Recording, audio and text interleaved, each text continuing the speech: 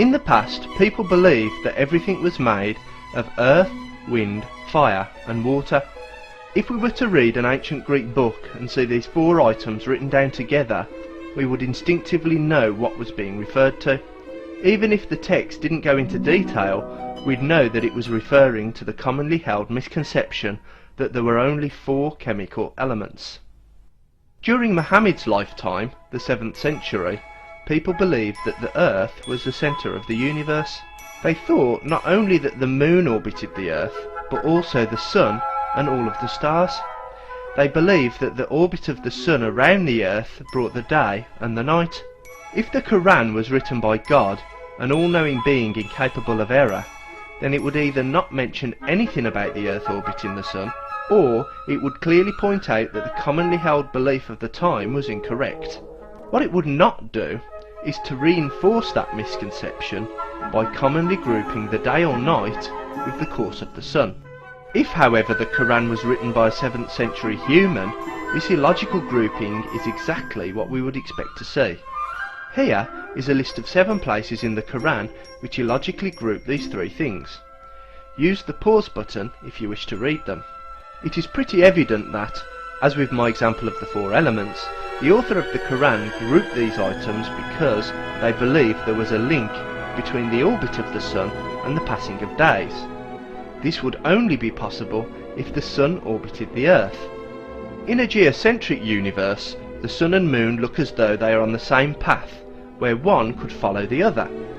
But in real life this is not the case. Does perhaps this verse mean instead that the moon rises after the sun? Considering the moon often appears in the sky before the sun rises, the answer is obviously no. It says the moon follows the sun, and to follow something you must be on the same path. This says that both the sun and moon have been subjugated to be of service. It also says that both run for an appointed term. The appointed term for the moon is obvious. It is the amount of time it takes to orbit the Earth, as stated in Surah 10, verse number 5. But what is the appointed term of the sun? And in what way is it of any relevance to humanity that God would feel the need to mention it? The sun orbits around the Milky Way galaxy. This orbit, known as a galactic year, takes approximately 225 million years. Obviously this orbit is of no relevance to mankind as a species, let alone an individual's lifetime. However, saying that the sun has been subjugated and, like the moon, runs for an appointed time, makes perfect sense if you believe the sun orbits the Earth every 24 hours to bring the daytime. Here is a part of the Quran which says that the sun runs to a resting place. Note that in reality there is no place where the sun rests. The Quran describing the arrival of night and then immediately stating that the sun runs to a resting place is a clear example of how the author of the Quran believed the course of the sun was linked to the night. Just like in ancient Egyptian geocentric mythology, where in a constant battle between night and day, the sun would go to its resting place each night. Note also, there is no ultimate resting place for the sun. Eventually the sun will die, it will not rest. In Sahih Muslim, there is a hadith where Muhammad explains how each day the sun goes to a resting place beneath Allah's throne, before being given permission to rise again the next day.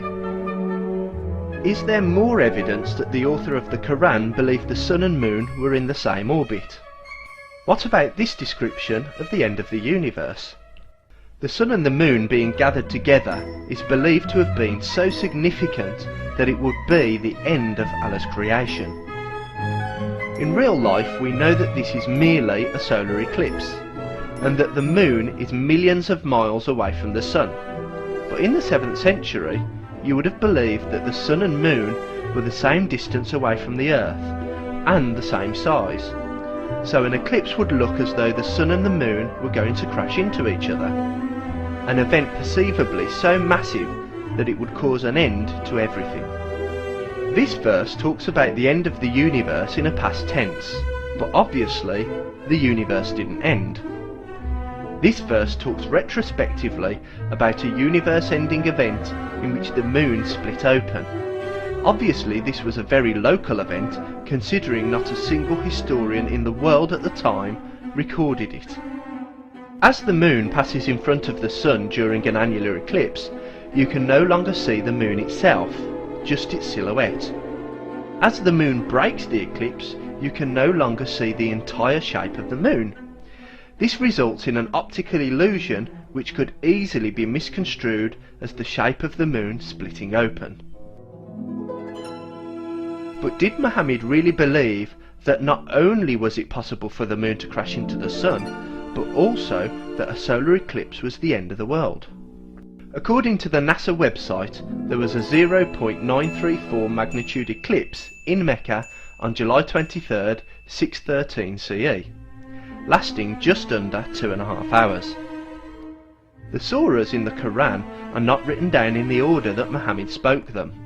The surah which describes the end of the universe in a past tense, Surah 54, appears to have been approximately the 37th surah spoken by Muhammad when placed in chronological order. Muhammad's religious career started in 610 CE, so the probability that Muhammad spoke the 37th surah, Surah 54, after the solar eclipse on July 23rd, 613 CE is high. Further investigation reveals the following accounts of Muhammad's reaction to this solar eclipse. First, a hint that Muhammad thought he knew something about solar eclipses which should scare everyone. Next, there is more than just a hint. Muhammad wept and pleaded with Allah not to end the universe. When the eclipse was over, he told the people that he wept during the eclipse because he knew how the universe would end, which is further corroborated by the following account. Islamic apologists often claim that the Quran explains that the sun and moon are not in the same orbit in the following verse. It is not for the sun to overtake the moon. I could say the same thing for a greyhound chasing after an artificial hare at a racetrack. The dog cannot overtake the hare. But that is because the artificial hare travels faster than the dog, and not because they are on different courses. If Allah was telling us something, then why not just say the sun and the earth which orbits it? Also, it is worth noting that due to the parallax effect of the sun being further away than the moon, during a solar eclipse you get the illusion that the moon is travelling faster than the sun, therefore making it look as though the sun could not overtake the moon.